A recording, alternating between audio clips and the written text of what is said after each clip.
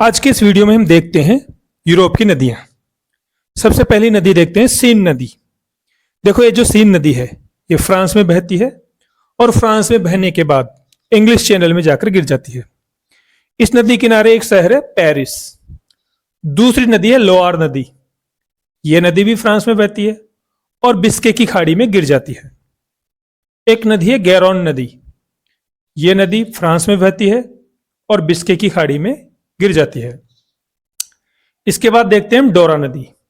देखो डोरा नदी की उत्पत्ति होती तो स्पेन में है, लेकिन ये स्पेन में बहने के बाद पुर्तगाल में बहती है और पुर्तगाल के बाद ये उत्तरी अटलांटिक महासागर में गिर जाती है।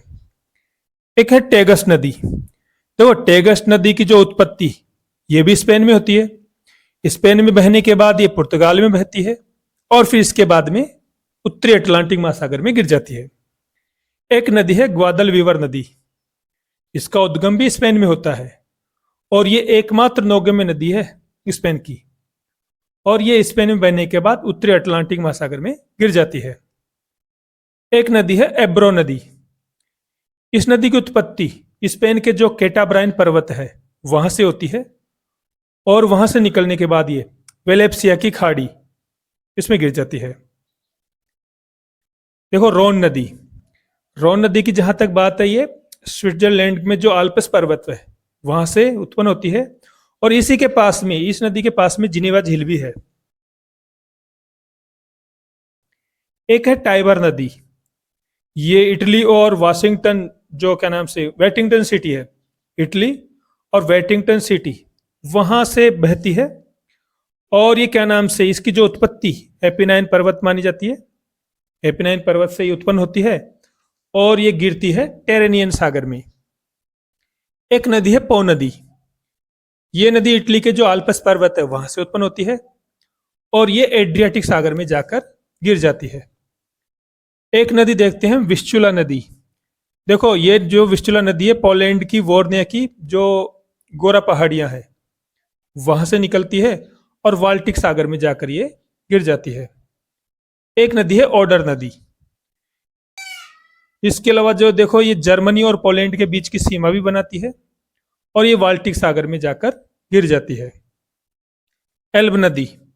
एल्ब नदी के उद्गम की बात करें तो ये चेक रिपब्लिक जो देश है उसके कवास हेवन के पास से उत्पन्न होती है और उत्तरी सागर में जाकर ये गिर जाती है।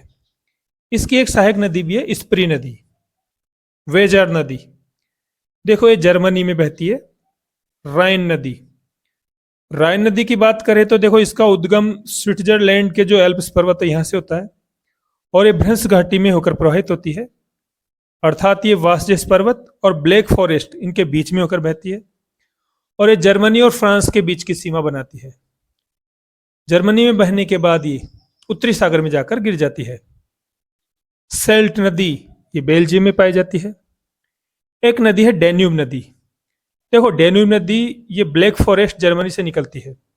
इसके बाद में पश्चिमी यूरोप की ये सबसे बड़ी नदी है। वैसे देखी जाए तो यूरोप की दूसरी लंबी नदी भी है। अगर इसके मार्ग को देखें तो देखो ब्लैक फॉरेस्ट जर्मनी से निकलने के बाद ऑस्ट्रिया की राजधानी वियना से होते हुए स्लोवाकिया व हंगरी की सीमा बनाते हुए आगे बढ़ती है। फिर ये क्रोएशिया व सर्बिया की सीमा बनाती है। इसके बाद वह फिर आगे रोमानिया व बुल्गारिया की सीमा बनाती है और फिर मालदोवा से होते हुए काला सागर में गिर जाती है। एक नदी है वोल्गा नदी। यह यूरोप की सबसे लंबी नदी है। इसकी लंबाई देखें तो 3531 किलोमीटर है। इसकी उत्पत्ति की बात करें तो ये जो वल्दाई की पहाड़ी है रूस में वहां से उत्पन्न होती है। एक नदी है यूराल नदी। देखो यूराल नदी यूराल पर्वत के जो दक्षिण भाग से उत्पन्न होती है और यूरोप एशिया की सीमा बनाती है। ये रूस में बहने के बाद ये कैस्पियन सागर में गिर जाती है। लंबाई के हिसाब से देखें तो ये तीसरी लंबी नदी है यूरोप की। एक नदी है डॉन नदी। यह रूस की नदी है और ये मॉस्को के दक्षिण में स्थित नोवो मोस्कोवस्क से शुरू होकर एजोव सागर में गिर जाती है।